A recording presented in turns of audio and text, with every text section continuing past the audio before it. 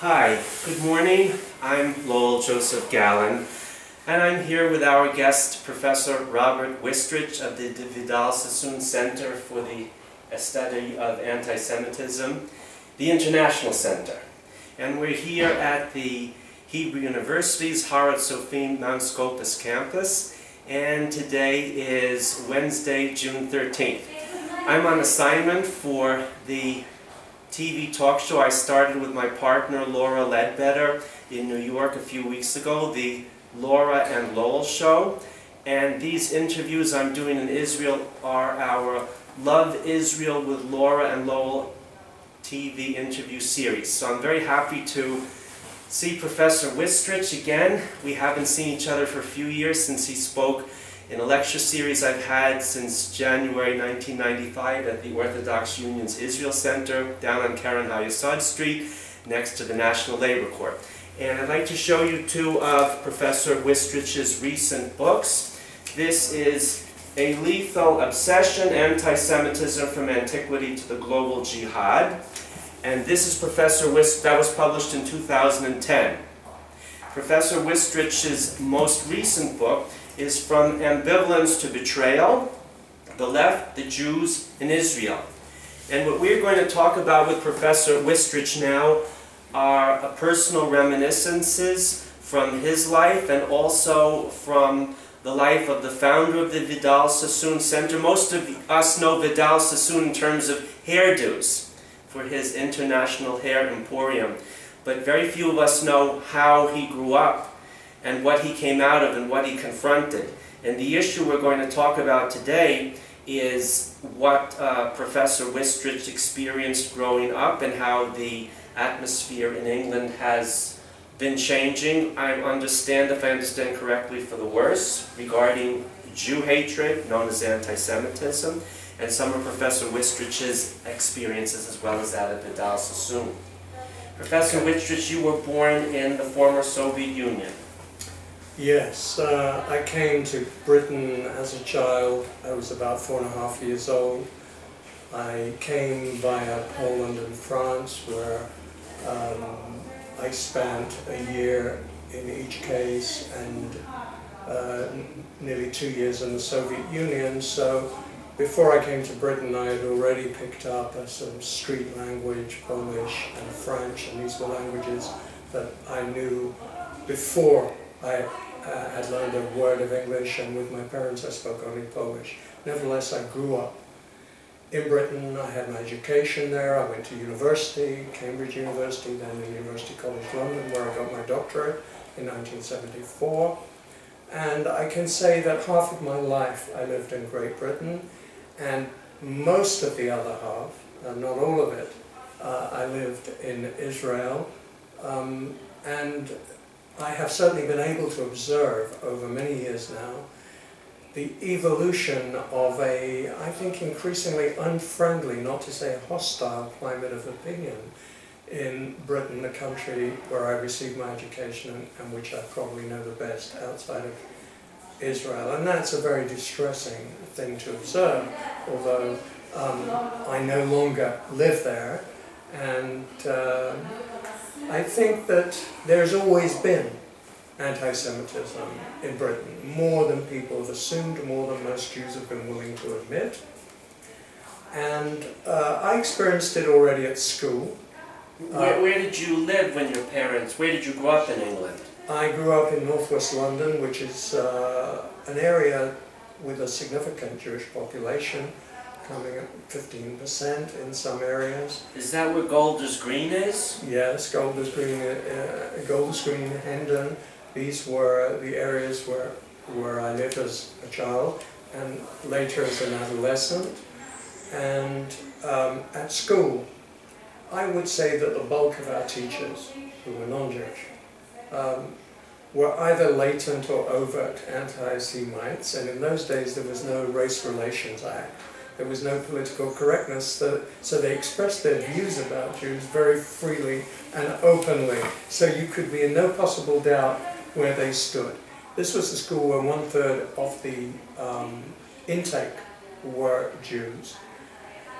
And I would say we're talking about the late 1950s, early 60s when I went to school. And in this period, many of these teachers had fought in the war, which is an irony, because Britain, of course, stood alone. It was Britain's finest hour in 1940, 41, and despite having fought in a war against Hitler Germany, their views in some cases about Jews showed a distinct sympathy with fascism and even with Nazism in some cases. So one could have no illusions in those days. Anti-Semitism of all kinds existed in Britain, but it wasn't politically very successful. That's the point. Socially it was widespread. Golf clubs excluded Jews systematically. There was a quota for Jews going to the public schools in Britain. All this was normal. No, a public school in Britain is a private school in the United States, whereas a private school in the United States, the public schools, the general state schools are called public schools, but in England the public school is a private school. Right. Did I get it right? That is correct, and all the elite schools which produced Britain's ruling class over several centuries, schools like Eton, Winchester, Harrow and so on. These are called public schools in Britain, but they're private schools, exclusive, and the intake of Jews was minimal. That only changed really in more recent times, but the irony here is, although social anti-Semitism, which is mixed with class snobbery and with working class xenophobia and middle class envy and competitiveness vis-à-vis Jews, although that is less evident than it used to be, anti-Semitism proper, which has assumed new forms, is in my opinion much worse than it was when I grew up. Even though it's not expressed in the same way, it's expressed in a more indirect manner, through innuendo, through you know, the kind of remarks made at dinner parties these days in London and elsewhere, and of course through the media. Through the media, including the quality press, including newspapers like The Guardian, The Independent, magazines like The New Statesman or the Literary Review of Books, which is British equivalent of the New York Review of Books. This is highbrow anti-Semitism under the guise of a really virulent antagonism towards Israel. Israel can do nothing right. Israel is the cause of everything that's gone wrong, not just in the Middle East. Israel is the major threat to world peace in the eyes of these kind of elites, academic elites, literary elites, artists, intellectuals, churchmen. So when you grew up, there were open wisecracks from your teachers in the public, in parentheses, private schools that you wouldn't see now, but on the other hand, it's more vicious and open now, and it's garbed in the language of concern for the Palestinians, Israel, Zionists, the Zionist lobby, and we boo-hoo about the Holocaust too, so we're nice people. That's always the cover. Yes, it is. It's wrapped up in a halo, a sort of beatific halo of human rights, concern for justice, the poor Palestinians, and these obnoxious, malevolent, oppressive, fascistic, racist Israelis, whose whole state, if you were to follow parts of the British media today, you get the impression that the state of Israel from its very inception was a state built on ethnic cleansing, an apartheid state, one of the worse than apartheid, probably the worst existing case of racism anywhere on this planet. Anyone who has even the remotest sense of fairness, of objectivity, of understanding of history, would know that all these propositions are preposterous, that they are totally disconnected from reality, that they have no connection with what has really been going on in the Middle East over all these years. And yet, even now, as we've witnessed the horror scenes day by day from Syria, as we witnessed what happened in Libya, and the troubles in Egypt and the rise to power of the Muslim Brotherhood, and we look at Iran and the really brutal repression of human rights there. All these groups in Britain that have made a profession out of vituperating and execrating Israel, they don't have a word to say about it. They are staggeringly silent at the real abuse of human rights. The first time I encountered the attitude Professor Wistrich refers to that he experienced as a boy in the public, in parentheses, private schools, was at Swarthmore College when I had a professor of history who I won't name, who had fought at El Alamein and was very proud of that, had fought against fascism, was very proud of that. He would make veiled wisecracks about Jews in reference to the interest of some Roman aristocrats in Judaism and converting to Judaism, which he didn't approve of at all. But he would not have not have had these attitudes towards the state of Israel that Professor Wistrich is referring to, where it's a continuation, I think, of the traditional classical Christian Jew hatred, where the Jew is the satanic incarnation of all evil, now transposed to the state of Israel. How was it for Vidal Sassoon? You were not beat up in school as a boy. Am I correct? Vidal Sassoon was out battling anti-Jewish groups at the age of 17 from his orphanages in the East End of London. Yes. Of course, he belonged to an earlier generation. I mean, there was a difference of roughly 20 years between us. He grew up in the Britain of the Great Depression of the 1930s, in an extremely impoverished background. I mean, I also grew up in a working class area of London, but nevertheless, Vidal Sassoon was in the East End of London, which was the poorest of all the poor neighbourhoods. And his mother could not make ends meet because she'd been abandoned by her husband. He was sent to a Jewish orphanage, which must Hold on, I gotta close the door here because we have a little background noise.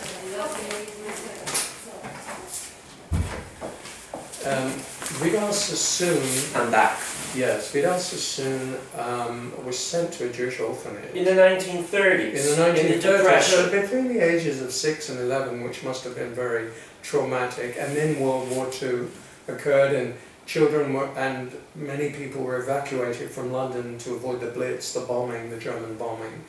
And then when he came back to London in 1945 and his mother had remarried, he was again in the East End, and Oswald Mosley's Black Shirts, a fascist movement which had grown up in the 1930s in Britain, was back on the streets of East London, and they were looking for Jews to beat up. And something new occurred, which Vidal used to tell me, you know, he thinks it was directly connected with the news about what the tragic and horrific fate of the Jews of Europe. That a group of people, they called themselves the 43 group because they had been originally demobilized soldiers who'd fought in Europe with the British Army. They'd come back to Britain. They'd seen that the Black Shirts had revived their persecutory activity, and they were determined to stop them by physical force. And this was something relatively new, that there was an organized group of Jews who decided this must not be allowed to pass.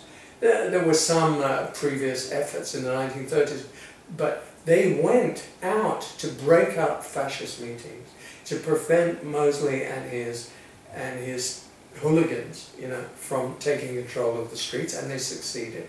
Vidal was a young adolescent. He was 14 years old. He was out of school. He never completed his education. And you mean not even high school? No. Oh. No. He was entirely self-taught, and he was very conscious of the gaps in his education. But his response was with fisticuffs.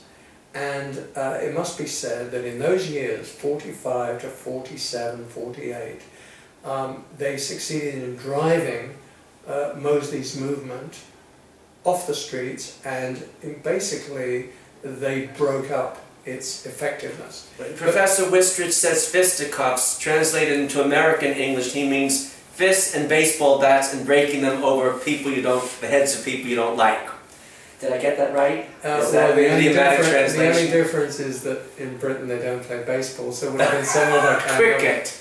Cricket, now bust their heads. But this was also a period of the Palestine troubles, and it's interesting to see that even then, in that period where Britain still had a mandate over Palestine, and this was the period where the Jewish underground fighters were struggling here in Israel to achieve independence against British wishes. This was the worst phase of British rule in Palestine. And at that time, it spilled over into Britain. There were actually riots and even violence against Jews in all the major British cities in 1947. Really? Why? Yeah. Nationwide? Yes, it was nationwide. It was in London, Manchester, Leeds, Liverpool, Glasgow, and so on. This took place on one weekend. It was August bank holiday weekend of 1947. And there was a lot of bitterness because British troops were being attacked by a Jewish underground, and it was being reported in a certain way. So Palestine was already a source of anti-Semitism in Britain during that period. Now Vidal did something remarkable at the age of 20. No doubt that was his response to this atmosphere. He went to Palestine, now becoming Israel, volunteered and was mobilized with the Palmach and fought in the Negev, and was one of those people who actually prevented the Egyptian army from making any further progress from the northern Negev towards Tel Aviv.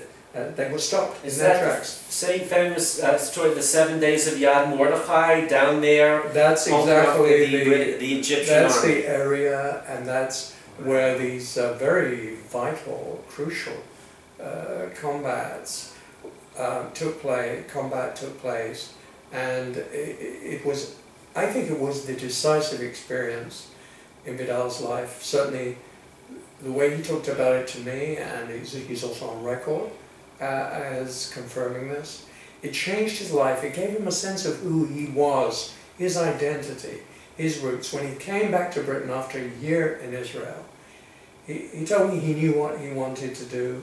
He was a different person, and despite all the handicaps which he'd grown up with, and his very strong sense even then that anti-Semitism was a force in British society, he was convinced that he would somehow find a way to make it.